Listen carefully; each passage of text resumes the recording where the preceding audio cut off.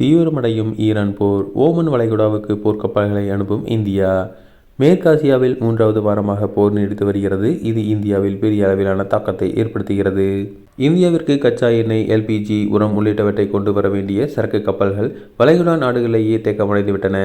போர் காரணமாக ஈரான் ஹர்முஸ் ஜலசந்தியை மூடி வைத்திருக்கிறது. தங்களுடைய அனுமதி இல்லாமல் ஹர்முஸ் ஜலசந்தியை எந்த ஒரு கப்பல் கடந்தாலும் வீழ்த்துவோம் என ஈரான் எச்சரிக்கை விடுத்திருக்கிறது. இதன் காரணமாக ஐக்கிய அரபு அமீரகம் உள்ளிட்ட நாடுகளிலிருந்து இந்தியாவுக்கு வர வேண்டிய சரக்கு கப்பல்கள் வராமல் அங்கேயே சிக்கியுள்ளன. நூற்றுக்கணக்கான இந்திய மாலுமிகளும் சிக்கியுள்ளனர். கப்பல் போக்குவரத்து என்றதால் இந்தியாவின் எல்பிஜி தட்டுப்பாடு மற்றும் பல்வேறு பிரச்சனைகள் ஏற்பட்டிருக்கின்றன. இந்நிலையில் ஈரான் போர் ஒவ்வொரு நாளும் தீவிரமடைந்து வருகிறது. ஈரான் என்பதை கடந்து இந்த போர் அண்டை நாடுகளுக்கும் வேகமாக பரவி வருகிறது. இந்த சூழலில் இந்தியா அரபிக்கடல் மற்றும் ஓமன் வளைகுடா பகுதியில் கூடுதலாக போர்க்கப்பல்களை அனுப்ப நடவடிக்கை எடுத்திருப்பதாக எக்கனாமிக் டைம்ஸ் செய்தி குறிப்பிட்டிருக்கிறது.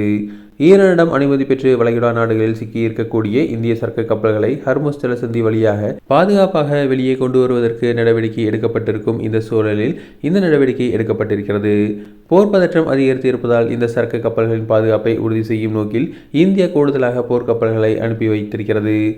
இந்திய கடற்படை கிட்டத்தட்ட 6 போர்க்கப்பல்களை முன்னெச்சரிக்கை நடவடிக்கைக்காக நிலைநிறுத்த முடிவு செய்ததாக தகவல்கள் தெரிவிக்கின்றன.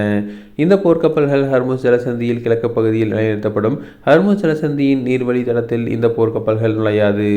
இந்திய போர்க்கப்பல்களை அங்கே நிலைநிறுத்தற்கு இருக்கக்கூடிய ஒரே காரணம், இந்த பாதை வழியே இந்திய சரக்கு கப்பல்கள் பாதுகாப்பாக வெளியே வந்து அரபிக்கடலில் நுழைய வேண்டும் என்பதற்காகத்தான். ஈரானிடம் பேச்சுவார்த்தை நடத்தி அனுமதி பெற்று 2 எல்பிஜி கப்பல்கள் பாதுகாப்பாக ஹர்முஸ் ஜலசந்தி கடப்பதற்கு வழிவகை செய்தது.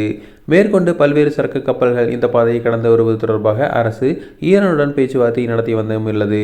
இதற்கிடையே ஈரான் போர் தீவிரமடைந்த வண்ணம் இருப்பதால் மத்திய அரசு இந்த நடவடிக்கை எடுத்திருக்கிறது.